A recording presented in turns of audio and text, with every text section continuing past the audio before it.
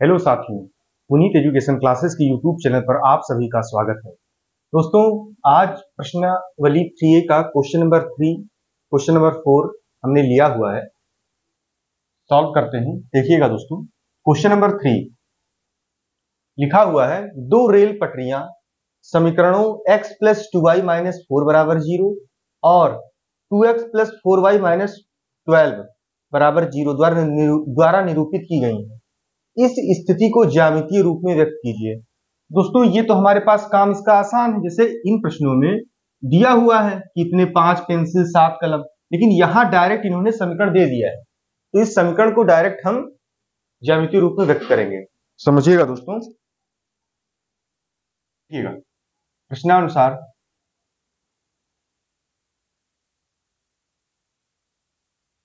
समीकरण समीकरण क्या दिया गया है दोस्तों? x प्लस 2y माइनस 4 बराबर 0। इसको दोस्तों हम ऐसे भी लिख सकते हैं, x प्लस 2y बराबर 4, समीकरण 1 था। दूसरा वाला देखिएगा दोस्तों, 2x प्लस 4y माइनस 12 बराबर 0। इसको हम ऐसे भी लिख सकते हैं दोस्तों, 2x प्लस 4y, ये माइनस 12 बराबर के उधर गया तो प्लस 12 हो गया। अब दोस्तों देखिएगा, अगर हम दोनों पक्षों में 2 से भाग दे दें, हम दोनों पक्षों में 2 से भाग दे दें, या हम 2 कॉमन कर लेते हैं, 2 यहां पर है 2 यहां पर है, कॉमन कर लें, तो 2x प्लस 2y बराबर 12। फिर दोस्तों x plus 2y, x plus 2y बराबर 12/2, 2 एकड़ नम 2, 2 छंग 12। तो हमारे पास समीकरण दूसरा क्या बन गया दोस्तों? x प्लस 2y बराबर 6, समीकरण 2। ये दोस्तों हमारे पास ये बन गया। अब यहां समझिएगा दोस्तों, जैसे हम लोग टेबल बनाते थे और टेबल के माध्यम से हम समीकरण 1 का बिंदु निकालते थे, समीकरण 2 का बिंदु निकालते थे, कि किन दो बिंदुओं से मिलकर आखिर ये समीकरण बना हुआ है। देखिएगा दोस्तों, हम क्या कर लेते हैं, समीकरण 1 के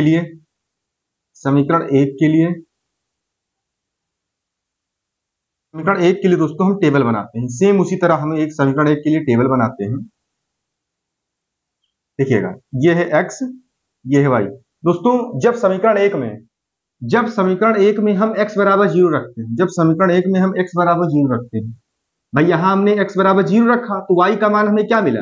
यहां x बराबर 0, तो ये पूरा 0 हो गया, तो 2y तो यहां बचा, तो 2y बराबर 4, 2y बराबर 4, 2y बराबर 4, 2y बराबर 4। तो दोस्तों जब 2 नीचे जाएगा 4/2, तो 2 आ जाएगा, तो y का मान कितना आ जाएगा? इस केस में y का मान दोस्तों 2 आ जाएगा। जब हम x बराबर 0 रखेंगे समीकरण 1 में, तो y का मान 2 मिल गया। इसी तरह दोस्तों फिर जब हम y बराबर 0 रखेंगे, इसी समीकरण 1 में y बराबर 0 रखेंगे, तो ये पूरा 0 होगा, तो x बराबर क्या आ जाएगा? 4। x बराबर हमें क्या मिल जाएगा दोस्तों? 4। दिस इंप्लाइज दोस्तों, बिंदु हमारे पास क्या आया? 0,2 तथा 4,0। मतलब 0,2 तथा 4,0 से मिलकर समीकरण 1 बना हुआ है, इन बिंदुओं से मिलकर। इसी तरह दोस्तों समीकरण 2 के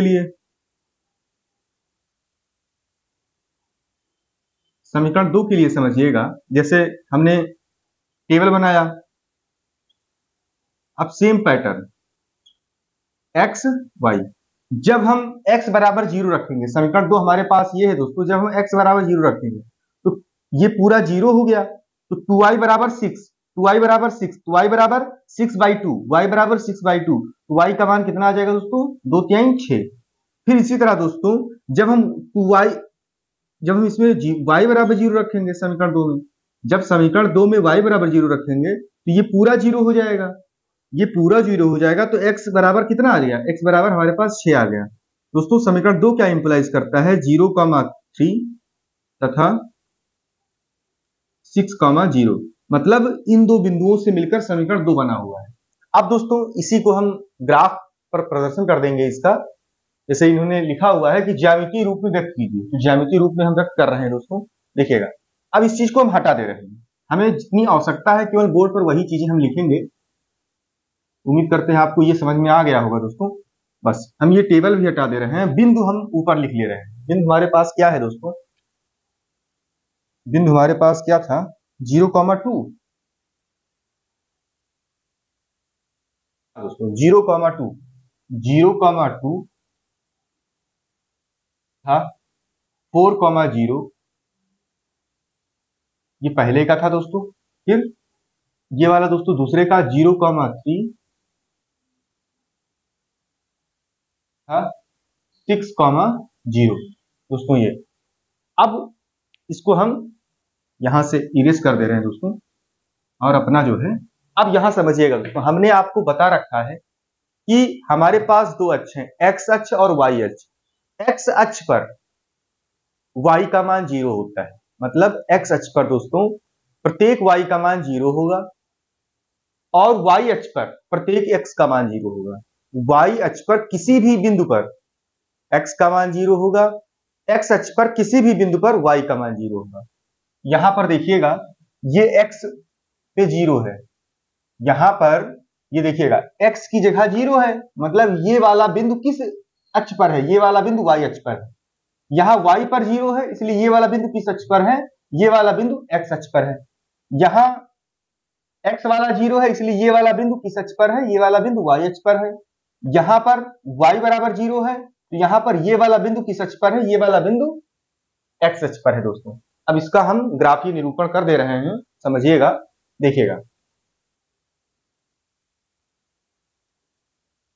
निगेटिव वैल्यू तो दोस्तों हमारे पास है नहीं, तो हम निगेटिव वाला करके अपना टाइम उसमें बर्बाद नहीं करेंगे।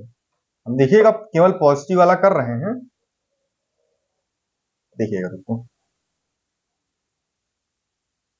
यह एक्स अक्ष की धन दिशा, एक्स अक्ष की ऋण दिशा, वाई अक्ष की धन दिशा, और दोस्तों ये क्या है, वाई अक्ष की ऋण दिशा। ये है मूल बिंदु 0,0, देखिएगा।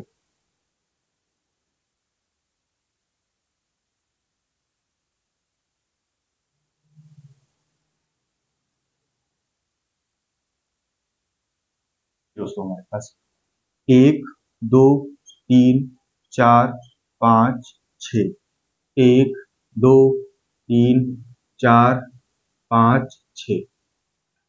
ठीक दोस्तों, आप समझिएगा, पहला बिंदु हमारे पहली ये समीकरण 1 का बिंदु है दोस्तों, ये समीकरण 2 का है। तो समीकरण 1 के लिए पहले हम देखते हैं 0,2, एक्स अक्ष पर 0 है, तो ये बिंदु कहां पर होगा, ये बिंदु y अक्ष पर होगा। तो कहां पर होगा दोस्तों, 2। ये क्या है दोस्तों, 0,2। फिर 4,0 दोस्तों, 4 y एक्स अक्ष पर ये बिंदु होगा, क्योंकि y बराबर यहां 0 है। ये 4,0। अब हम क्या करते हैं दोस्तों, इसको मिला दे रहे हैं। ये हमारे पास पहले समीकरण का इक्वेशन, पहला समीकरण आ गया दोस्तों। फिर अगला क्या है दोस्तों, 0,3, x का मान 0 है, तो y अक्ष पर होगा, यहां पर होगा दोस्तों 0,3। 6,0, 6,0 कहां दोस्तों, कहां पर होगा, ये 6,0। अब हम इसको मिला दे रहे हैं।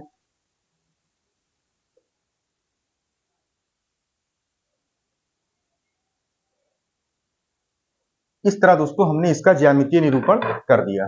देखिए इसमें बोला था 2 रेलवे पटरियां, तो रेलवे पटरियों की तरह है कि नहीं है। जब आप बराबर डिस्टेंस ये लेंगे दोस्तों तो बिल्कुल इक्विवेलेंट आएगा। ये है हमारे पास समीकरण 2 दोस्तों, और ये हमारे पास क्या है, समीकरण 1। ये इसका दोस्तों ज्यामितीय निरूपण है। उम्मीद करते हैं आप सभी को समझ में आया होगा दोस्तों। अब क्वेश्चन नंबर 4 का फर्स्ट और सेकंड पार्ट हम सॉल्व कर दे रहे हैं। इसको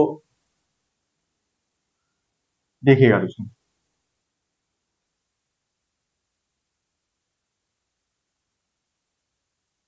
क्वेश्चन नंबर 4 के फर्स्ट में क्या लिखा हुआ है दोस्तों, 5 पेंसिल तथा 7 कलमों का कुल मूल्य 50 रुपए है, जबकि 7 पेंसिल तथा 5 कलमों का कुल मूल्य 46 रुपए है। एक पेंसिल का मूल्य तथा एक कलम का मूल्य ग्राफीय विधि से हल कीजिए। हमें ग्राफीय विधि से हल करना है, तो प्रश्नानुसार हम मान लेते हैं दोस्तों, प्रश्नानुसार या ऐसे ही मान लीजिए, माना एक पेंसिल का मूल्य, माना एक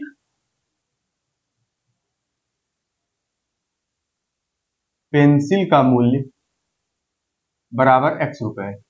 माना एक पेंसिल का मूल्य बराबर x रुपए तथा एक कलम का मूल्य दोस्तों, एक कलम का मूल्य कलम का मूल्य y रुपए। हमने क्या मान लिया दोस्तों, एक पेंसिल का मूल्य x रुपए मान लिया और एक कलम का मूल्य y रुपए मान लिया। अब प्रथम स्थिति में प्रश्नानुसार दोस्तों, प्रश्नानुसार प्रथम शर्त क्या है कि 5 कलम, 5 पेंसिल तथा 7 कलम, प्रश्नानुसार प्रथम शर्त से।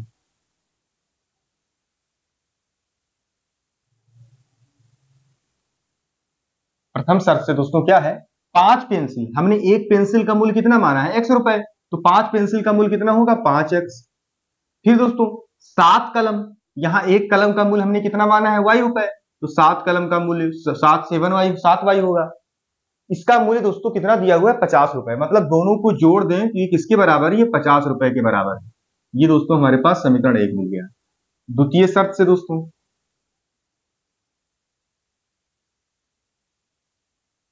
इस शर्त में क्या बोला है, 7 पेंसिल दोस्तों, 7 पेंसिल, एक पेंसिल का मूल्य x रुपए, तो 7 पेंसिल का मूल्य 7x रुपए, प्लस 5 कलम दोस्तों, एक कलम का मूल्य y रुपए, तो 5 कलम का मूल्य 5y रुपए, बराबर ये कितना दिया है दोस्तों, ये दिया है 46 रुपए। ये समीकरण 2 हो गया। इस प्रकार दोस्तों प्रश्न के अनुसार बीजगणितीय रूप हमारे पास आ गया, समीकरण का बीजगणितीय रूप आ गया। हम इसका ग्राफीय विधि से इसको हल करने जा रहे हैं दोस्तों, देखिएगा। अब सेम टेबल पहले बना लेते हैं दोस्तों। समीकरण 1 के लिए, समीकरण 1 के लिए समझिएगा आप सभी,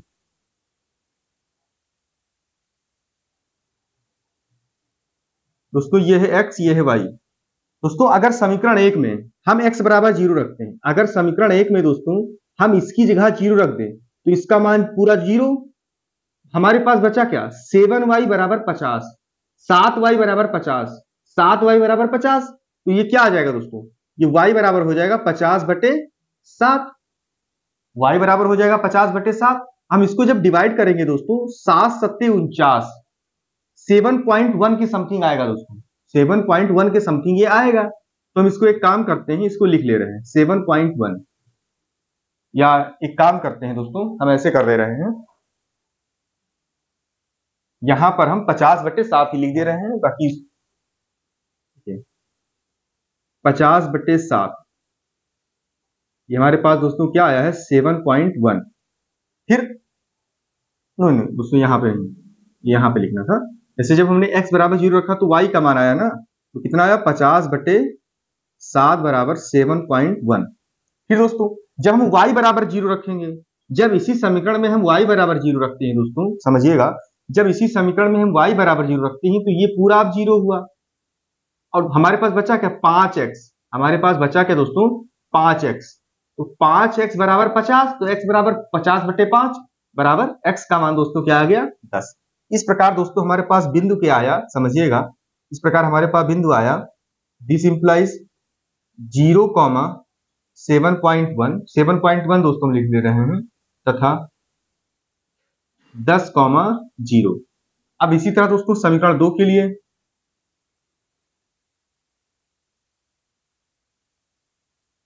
दोस्तों समीकरण 2 के लिए हम लोग क्या करते हैं,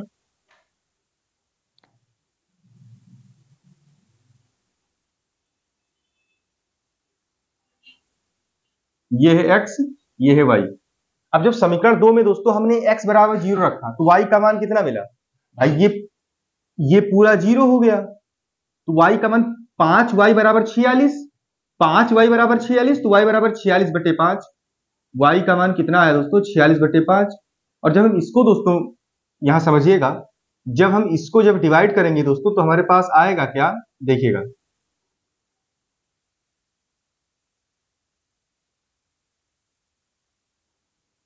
ये 9.2 दोस्तों हमारे पास क्या आ गया, 9.2, तो हम इसको यहां लिख ले रहे हैं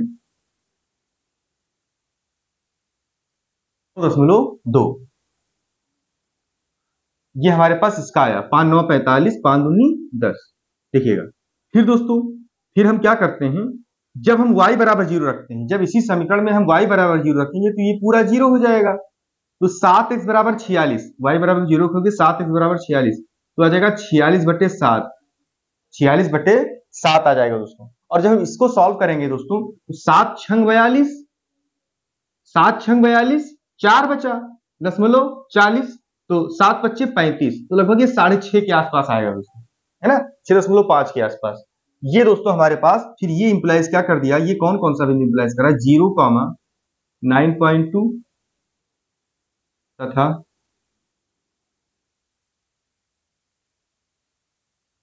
6.5, 0। ये दोस्तों हमारे पास बिंदु आ गया। अब इसको दोस्तों हम सॉल्व कर ले रहे हैं ग्राफीय विधि से। देखिएगा, ग्राफ पर पहले इसका निरूपण कर लें।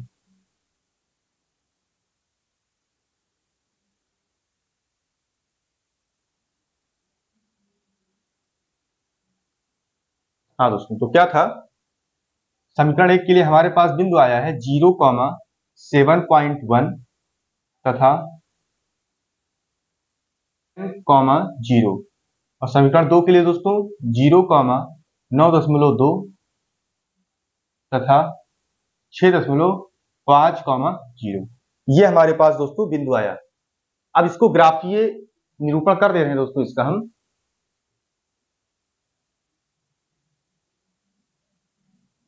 देखिएगा, अब यहां पर कोई वैल्यू माइनस में तो है नहीं, तो माइनस अक्ष हम नहीं लेंगे दोस्तों, हम धनात्मक अक्ष ही लेंगे और उसी पर सॉल्व करेंगे।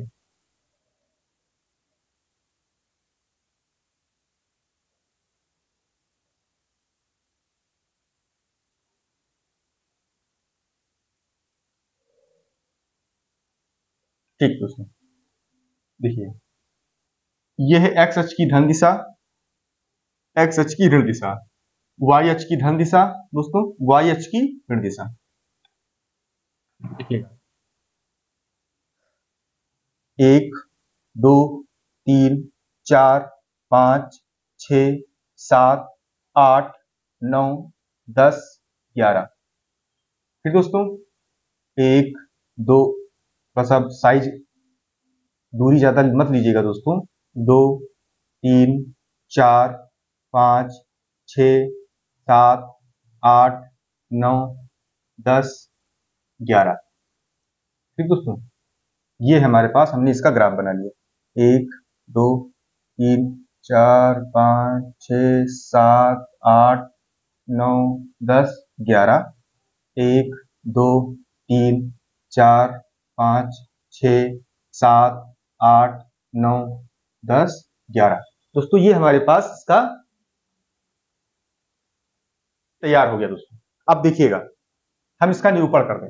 हमने क्या कहा कि एक्स अक्ष पर वाई का मान हमेशा 0 होता है, एक्स अक्ष पर वाई का मान हमेशा 0 होता है, वाई अक्ष पर एक्स का मान हमेशा 0 होगा। तो जहां पर एक्स का मान 0 है वो वाई अक्ष पर होगा, तो ये पॉइंट कहां पर आएगा, 7.1 समथिंग, लगभग यहां पर आएगा 7.1। 7.1 दोस्तों कहां पर आ रहा है, 0.7.1, यहां बिंदु बना। फिर दोस्तों 10,0 दोस्तों कहां बना, यहां बना। हम इसको मिला दे रहे हैं दोस्तों।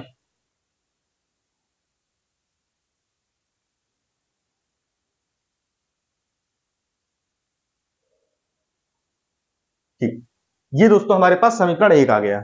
ये समीकरण 1 का समीकरण 1 है। फिर दोस्तों 0,9.2, एक्स का मान 0 तो वाई अक्ष पर, तो 9.2 लगभग यहां पर आएगा दोस्तों। ये कौन सा पॉइंट है, ये पॉइंट है दोस्तों 0,9.2, 0,9.2। फिर 6.5, तो 6.5 दोस्तों यहां पर आएगा, यहां पर आएगा 6.5, अब हम दोस्तों इनको, इस ग्राफ को मिला दे रहे हैं।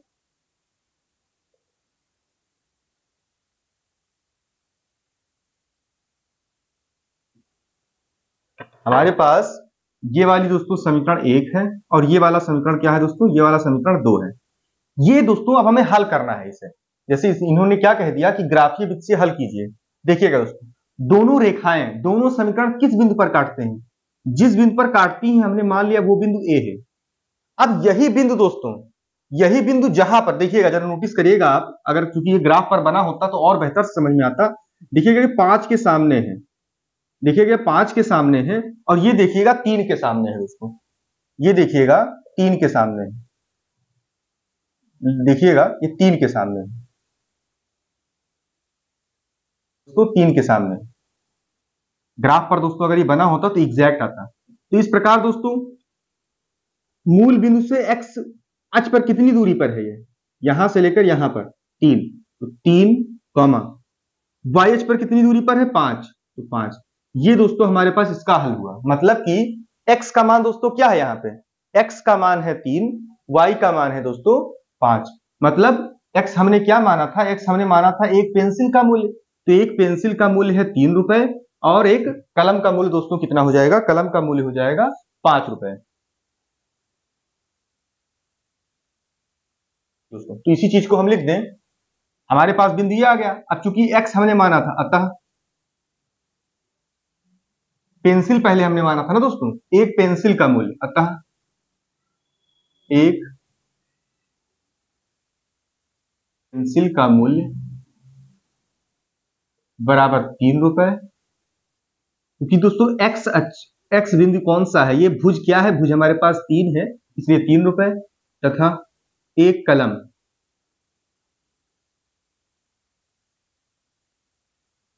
कलम का मूल्य दोस्तों क्या हो जाएगा 5 रुपए। ये दोस्तों हमारे पास इस क्वेश्चन का आंसर होगा। ग्राफिक विधि से हमने इसको हल कर दिया दोस्तों। अगर आप चाहेंगे तो इसको जैसे प्रच्छेद करता है बिंदु ए पर, तो समीकरण 1 और समीकरण 2 को सॉल्व करके भी आप निकाल सकते हैं। लेकिन अगर आपने दूरी समान दूरी पर बनाया हुआ है ग्राफ में, तो बेहतर रूप से ऐसे ही आ जाएगा, आपको हल करने की आवश्यकता नहीं पड़ेगी दोस्तों। क्योंकि जब उसने कह दिया है कि ग्राफीय विधि से हल कीजिए, तब फिर कोई आवश्यकता उसमें पड़ने वाली नहीं है। अब दोस्तों हम लोग इसके पार्ट 2 पे आते हैं, क्वेश्चन नंबर 2 पे। फोर्थ का क्वेश्चन नंबर 1 ये है, क्वेश्चन नंबर 2 ये है। क्वेश्चन नंबर 2 पर आते हैं दोस्तों। उम्मीद करते हैं अब तक के प्रश्न आपको समझ में आ गए होंगे दोस्तों। देखिएगा, हम आते हैं दोस्तों। बोला है कक्षा 10 के 10 विद्यार्थियों ने एक गणित की पहेली प्रतियोगिता में भाग लिया।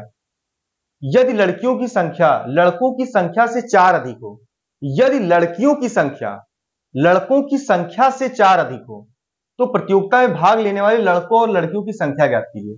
दोस्तों 10 विद्यार्थी हैं, टोटल कितने विद्यार्थी हैं, टोटल विद्यार्थी हैं 10। एक गणित की पहेली में, क्वेश्चन को फिर एक बार समझिएगा, 2-3 बार क्वेश्चन को पढ़िएगा। कक्षा 10 के 10 विद्यार्थियों ने एक गणित की पहेली प्रतियोगिता में भाग लिया।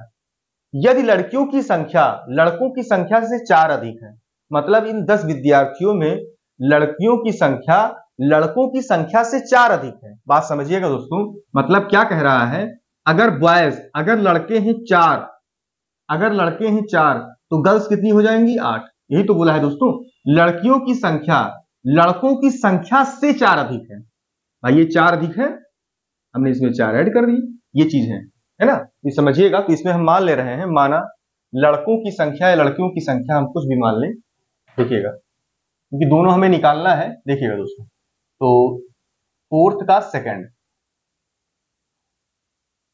अनुसार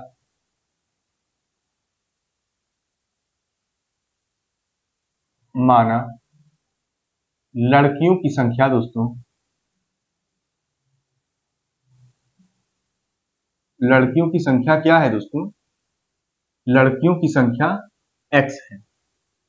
हमने क्या मान लिया दोस्तों, मान लिया कि लड़कियों की संख्या x है। अब टोटल विद्यार्थी कितने हैं दोस्तों, टोटल विद्यार्थी हैं 10, और उसमें लड़कियां हमने x मान लिया, तो लड़के कितने हो जाएंगे 10 माइनस x, है ना। अतः लड़कों की संख्या दोस्तों,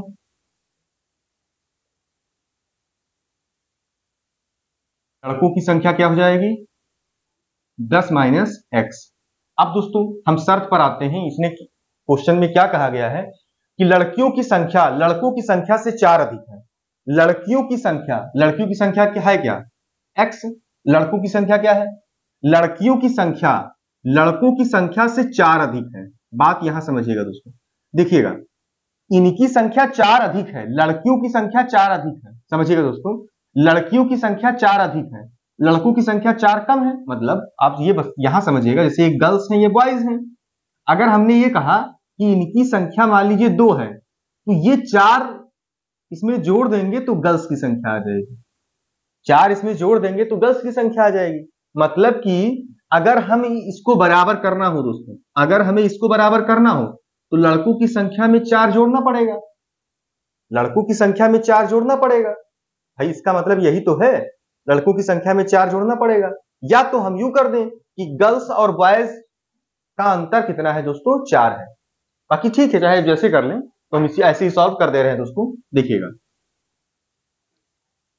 अब समझिएगा दोस्तों, हम क्या करते हैं, x बराबर 10 माइनस एक्स प्लस 4, तो 10 और 4 14, और माइनस एक्स जब बराबर के इधर आ जाएगा दोस्तों, तो यहां आप देखिएगा x पहले से है और x प्लस एक्स हो जाएगा, और 10 4 14, तो हमारे पास दोस्तों क्या आ गया, 2x बराबर 14। तो x का मान दोस्तों क्या आ गया, 14/2। तो x बराबर कितना आ गया, x बराबर 7 आ गया। तो हमारे पास x बराबर 7 आ गया, और हमने x माना क्या था दोस्तों, x लड़कियों की संख्या मानी थी, है ना। अतः लड़कियों की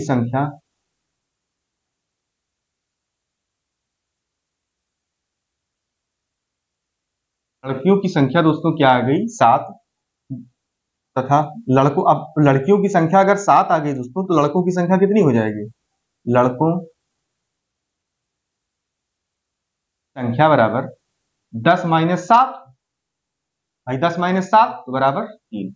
ये दोस्तों हमारे पास हमारा आंसर हो गया। दोस्तों उम्मीद करते हैं आज के सभी प्रश्न आपको विधिवत समझ में आए होंगे दोस्तों, और आप सभी वीडियो अगर पसंद आई हो तो वीडियो को लाइक करिएगा, चैनल को सब्सक्राइब करिएगा दोस्तों, और ज्यादा से ज्यादा शेयर करिएगा दोस्तों। धन्यवाद।